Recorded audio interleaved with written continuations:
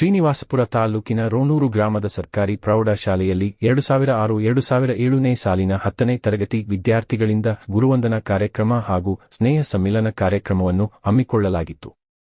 2006-2007 ಸಾಲಿನಲ್ಲಿ 10ನೇ ತರಗತಿ ವಿದ್ಯಾಭ್ಯಾಸ ಮಾಡಿ ಈಗ ವಿವಿಧ ಹುದ್ದೆಗಳಲ್ಲಿರುವ ಹಳೆ ವಿದ್ಯಾರ್ಥಿಗಳ ಸ್ನೇಹ ಸಮ್ಮಿಲನ ಹಾಗೂ ಗುರುವಂದನಾ ಕಾರ್ಯಕ್ರಮವನ್ನು ಹಬ್ಬದ ರೀತಿಯಲ್ಲಿ ಆಚರಿಸಿ ಮಾತನಾಡಿದ ಮುಖ್ಯ ಅತಿಥಿಗಳು, ನಿವೃತ್ತ ಕ್ಷೇತ್ರ ಶಿಕ್ಷಣಾಧಿಕಾರಿಗಳು ಹಾಗೂ ಶಾಲೆಯ ಆಗಿನ ಮುಖ್ಯ ಶಿಕ್ಷಕರಾದ ಎಂ.ಎಸ್. ಕೃಷ್ಣಪ್ಪ ರವರು ಶಾಲೆಯ ಆವರಣದಲ್ಲಿ ಸ್ನೇಹ ಸಮ್ಮಿಲನ ಹಾಗೂ ಗುರುವಂದನಾ ಕಾರ್ಯ ಹಮ್ಮಿಕೊಂಡಿರುವುದು ಖುಷಿ ತಂದಿದೆ.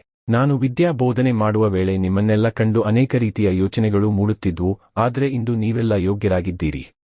ನಿಮ್ಮನ್ನು ಇಂತಹ ಕಾರ್ಯಕ್ರಮದಲ್ಲಿ ಭೇಟಿಯಾಗಿದ್ದು ನಮ್ಮೆಲ್ಲ ಶಿಕ್ಷಕರ ಭಾಗ್ಯ. ಮುಂದಿನ ದಿನಗಳಲ್ಲಿ ನಿಮ್ಮ ಮಕ್ಕಳಿಗೂ ಒಳ್ಳೆ ವಿದ್ಯಾಭ್ಯಾಸ ಹಾಗೂ ಬುದ್ಧಿಯನ್ನು ಹೇಳಿಕೊಟ್ಟು ಬೆಳೆಸಿ. ಯಾರ ಮಕ್ಕಳನ್ನು ನೀನು ಯೋಗ್ಯನಲ್ಲ, ನಿನ್ನಿಂದ ಆಗುವುದಿಲ್ಲ ಎಂಬ ಪದಬಳಕೆ ಮಾಡಬೇಡಿ. ಎಲ್ಲರಲ್ಲೂ ಏನೋ ಒಂದು ಪ್ರತ್ಯೇಕ ಗುಣ ಅಡಗಿರುತ್ತದೆ.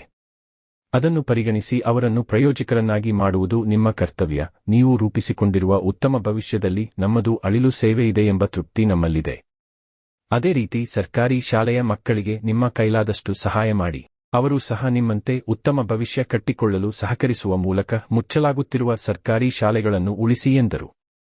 ಕಾರ್ಯಕ್ರಮದಲ್ಲಿ ಮುಖ್ಯ ಶಿಕ್ಷಕ ಶ್ರೀನಿವಾಸಗೌಡ, ನಿವೃತ್ತ ಶಿಕ್ಷಣಾಧಿಕಾರಿ ಕೃಷ್ಣಪ್ಪ, ನಿವೃತ್ತ ಮುಖ್ಯ ಶಿಕ್ಷಕ ವೆಂಕಟರೆಡ್ಡಿ, ನಿವೃತ್ತ ಸಹಶಿಕ್ಷಕರಾದ ಜಯಲಕ್ಷ್ಮಮ್ಮ, ನಿವೃತ್ತ ಉಪನ್ಯಾಸಕ ರಾಮಮೂರ್ತಿ, ನಿವೃತ್ತ ಶಿಕ್ಷಕ ಕೃಷ್ಣಪ್ಪ, ದೈಹಿಕ ಶಿಕ್ಷಕ ರವೀಂದ್ರ, ನಿವೃತ್ತ ಪ್ರಥಮ ದರ್ಜೆ ಸಹಾಯಕ ವಾಜೀದ್, ಸಹ ಶಿಕ್ಷಕ ಸುರೇಶ್, ನಿವೃತ್ತ ಸಹಾಯಕ ರವಿಕುಮಾರ್ ಹಾಗೂ ಶಾಲೆಯ ಹಳೆ ವಿದ್ಯಾರ್ಥಿಗಳು ಮತ್ತು ಕುಟುಂಬಸ್ಥರು ಭಾಗಿಯಾಗಿದ್ದರು. ಸಾರಿಗೆ 2001ರಲ್ಲಿ ನಾನು ಇಲ್ಲಿ ಹೆಡ್ ಮಾಸ್ಟರ್ ಆಗಿ ಬಂದೆ. 2008ವರೆಗೂ ಇಲ್ಲಿ ಹೆಡ್ ಮಾಸ್ಟರ್ ಆಗಿ ಕೆಲಸ ಮಾಡಿದೆ. ನನ್ನ ಕೈಲಾದಷ್ಟು ಸೇವೆ. ನಾನು ಬಂದಾಗ ಈ ಶಾಲೆಯಲ್ಲಿ ಸುಮಾರು 350 ಮಕ್ಕಳಿದ್ರು. ನಾನು ಬಿಟ್ಟು ಹೋದಾಗ 480 ಮಕ್ಕಳಿದ್ರು. 480 ಮಕ್ಕಳು ಇವಾಗ ಬಹಳ ಕಡಿಮೆ ಆಗಿದೆ.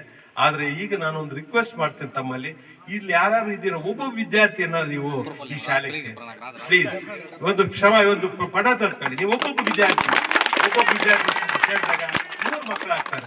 ನಿಮ್ ಕೈಯಲ್ಲಿ ಆಗುತ್ತೆ. ಅದನ್ನ ನಿಮ್ಮ ಹಳ್ಳಿಗಳಲ್ಲಿ ಪ್ರೇರೇಪಣೆ ಮಾಡಿ ಅವ್ರಿಗೇನಾದ್ರು ಬುಕ್ಸ್ ಬೇಕಾ, ಪೆನ್ಸ್ ಬೇಕಾ, ಯೂನಿಫಾರ್ಮ್ ಬೇಕಾ, ನಾವು ಸಹಕಾರ ಕೊಡೋಣ. ನಮ್ ಕೈಲಾದಷ್ಟು ಸಪೋರ್ಟು ಮಾಡೋಣ. ಅದನ್ನ ಮಾಡ್ಬೇಕು ಅಂತ ಹೇಳಿ ರಿಕ್ವೆಸ್ಟ್ ಮಾಡ್ತೀನಿ. ಮತ್ತೆ ನಮ್ಮಲ್ಲಿರ್ತಕ್ಕಂಥ ಎಲ್ಲಾ ಶಿಕ್ಷಕರು ಬಹಳ ಭಗವಂತ ಅವ್ರಿಗೆ ಆರೋಗ್ಯ ಎಲ್ಲ ಕೊಳ್ಳಿ, ಅವ್ರ ಕುಟುಂಬಗಳೆಲ್ಲ ಚೆನ್ನಾಗಾಗ್ಲಿ. ಯಾಕಂದ್ರೆ ಅವ್ರು ಶ್ರಮ ಪಡ್ತಾ ಇದ್ರು. ರಾತ್ರಿ ಆಗಲೂ ಇಲ್ಲಿ ದುಡಿತಾ ಇದ್ವಿ. ಮಕ್ಕಳನ್ನ ಸ್ಪೆಷಲ್ ಕ್ಲಾಸ್, ಈವನ್ ಭಾನುವಾರಗಳು ಕೂಡ ನಿಮ್ಮನ್ನ ಕ್ಲಾಸ್ ನ ಬಿಡ್ತಾ ಇರ್ಲಿಲ್ಲ.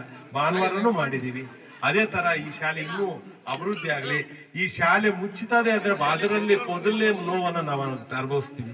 ನೀವು ಅಷ್ಟೇ, ನಿಮ್ ಶಾಲೆ ಇಲ್ಲಿ ಉಳ್ಕೊಂಡೋದ್ರೆ ನೀವು ನಮ್ ಶಾಲೆ ಅಂತ ಹೇಳ್ಕೊಂಡು ತಿರ್ಗಾಡ್ಬೋದು. ಈ ಶಾಲೆ ಮುಚ್ಚೋದ್ರೆ ಅಯ್ಯೋ ನಾನು ಈ ಶಾಲೆ ಓದ್ತಾ ಇದ್ದೀನಿ ಮುಚ್ಚೋಗಿದ್ಯಪ್ಪ ಅಂದ್ರೆ ನಿಮ್ಮ ಮನಸ್ಸು ನೋವು, ಅದನ್ನ ಬೆಲೆ ಕಟ್ಟಕ್ ಆಗೋದಿಲ್ಲ. ಅದಕ್ಕೋಸ್ಕರ ಪ್ಲೀಸ್ ನಿಮ್ಮಲ್ಲಿ ನಾನು ರಿಕ್ವೆಸ್ಟ್ ಏನಂದ್ರೆ, ಇಲ್ಲಿರ್ತಕ್ಕಂಥವರೆಲ್ಲ ಮಕ್ಕಳನ್ನ ಒಬ್ಬೊಬ್ಬ ವಿದ್ಯಾರ್ಥಿಯನ್ನ ಒಂದೊಂದು ಹಳ್ಳಿಯಿಂದ ದುಡ್ಡು 2 ಮಕ್ಕಳನ್ನು ಸೇರಿಸಿ ಇಲ್ಲಿ ಬೆಳಗ್ಗೆನೆ ನಾನು ಮಾತಾಡಿದೆ. ಸನ್ಮಾನ್ಯ ಸಹನಿರ್ದೇಶಕರು, ಶಿಕ್ಷಣ ಇಲಾಖೆಯ ಸಹನಿರ್ದೇಶಕರು, ಹೆಡ್ ಮಾಸ್ಟರ್ ಹತ್ರನೂ ಮಾತಾಡಿಸಿದೆ. ನಿಂಗರಾಜಪ್ಪ ಅಂತ ಅವರಿದ್ದಾರೆ. ಅವ್ರ ನಮ್ಮ ಇಂಗ್ಲಿಷ್ ಮೀಡಿಯಂ ಶಾಲೆಯನ್ನ ಇಲ್ಲಿ ಶಾಂಕ್ಷನ್ ಮಾಡ್ಕೊಡಿ ಅಂತ. ಅವ್ರು ಏನ್ ಹೇಳಿದ್ರು ಅಂದ್ರೆ, ಇಲ್ಲಿ ಸ್ಟ್ರೆಂತ್ ಸ್ವಲ್ಪ ಇಂಪ್ರೂವ್ ಮಾಡಿ ನಾನು ಇಂಗ್ಲಿಷ್ ಮೀಡಿಯಂ ಶಾಲೆ ಕೊಡಿಸ್ತೀನಿ ಅಂತ ಹೇಳಿದ್ರು. ನಾನು ಶ್ರೀನಿವಾಸ್ ಗೌಡ ಹತ್ರ ಫೋನ್ ಮಾಡ್ಕೊಟ್ಟೆ. ಮತ್ತೆ DDPಗೆ ಒಂದು ಪ್ರಪೋಸಲ್ ಅನ್ನು ಕೊಡಿಸಿ, ಇಲ್ಲಿಂದ ಆ BO ಮುಖಾಂತರ ಒಂದು ಪ್ರಪೋಸಲ್ DDP ಕೊಟ್ರೆ ಪ್ರಯತ್ನ ಮಾಡೋಣ. ಮತ್ತೆ ಈ ಭಾಗದ MLC ಆಗಿರ್ತಕ್ಕಂಥ DT ಶ್ರೀನಿವಾಸ್ ಅವ್ರ ಲೆಟರ್ ಹಾಕ್ತೀನಿ.